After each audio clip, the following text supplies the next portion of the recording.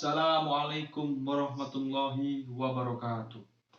Pertama-tama dan yang paling utama, marilah kita panjatkan puja dan puji syukur kita atas kehadirat Allah Subhanahu wa taala yang mana telah memberikan kita nikmat iman, Islam maupun ihsan sehingganya kita dapat berkumpul pada kesempatan kali ini. Kedua kalinya, solawat berbingkai salam. Tak lupa, marilah kita sanjung agungkan kepada junjungan kita Nabi Agung Muhammad Sallallahu Alaihi Wasallam, karena beliaulah yang telah menyelamatkan kita dari zaman jahiliyah menuju zaman yang terang benderang, yakni ad-dinul Islam, kepada para keluarganya, para sahabatnya, dan juga kepada kita selaku umatnya yang selalu patuh setiap waktu dan taat setiap saat, insya Allah. Amin. Allahumma amin.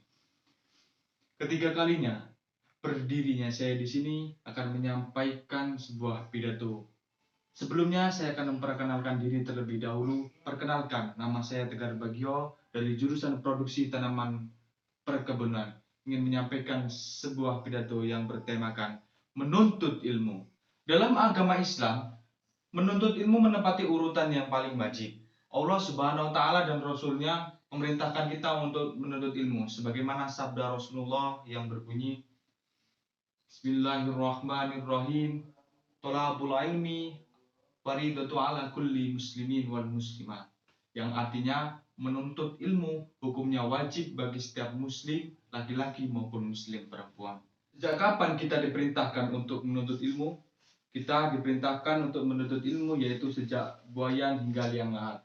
Rasulullah Shallallahu Alaihi Wasallam bersabda, "Utlubul ilma minal mahdi ilal lahdi," yang artinya tuntutlah ilmu dari buayan hingga liang lahat. Sesuai hadis Rasulullah, menuntut ilmu hari ini mengambil tajuk long life education, yang berarti menuntut ilmu adalah sebuah kekuatan.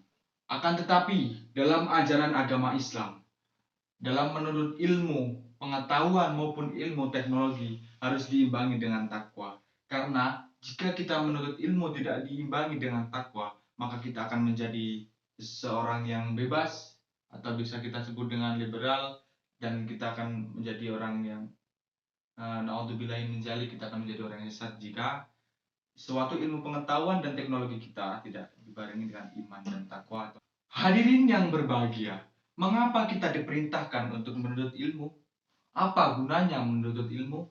Yang pertama, jika kita menuntut ilmu, maka kita akan menjadi orang yang pandai.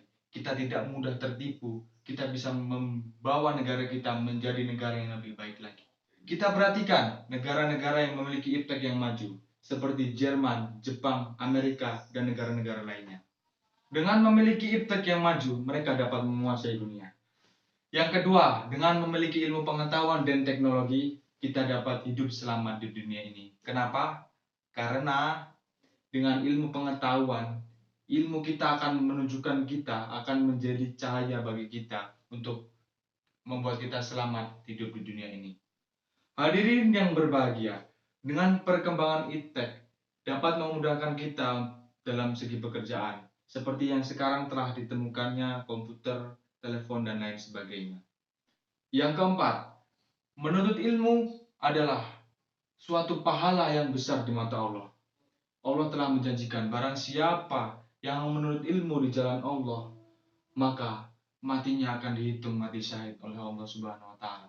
Sebagaimana hadis Nabi berikut yang berbunyi, Bismillahirrahmanirrahim. Man kharaja fi thalabil ilmi fahuwa fi sabilillah hatta yarji'a.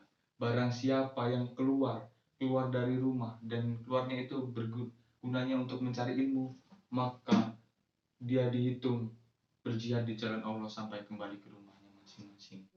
Hadirin rahimakumullah, mengapa Rasulullah menganjurkan kita untuk menuntut ilmu?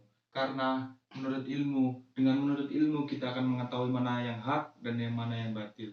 Dengan ilmu kita mengerti mana yang baik dan mana yang buruk, dan dengan ilmu kita akan mengerti mana yang halal dan mana yang haram. Hadirin rahimakumullah, semoga kita digolongkan menjadi orang-orang yang ilmu, sehingga ilmu kita nantinya akan menjadi ilmu yang bermanfaat bagi kita, khususnya bagi masyarakat.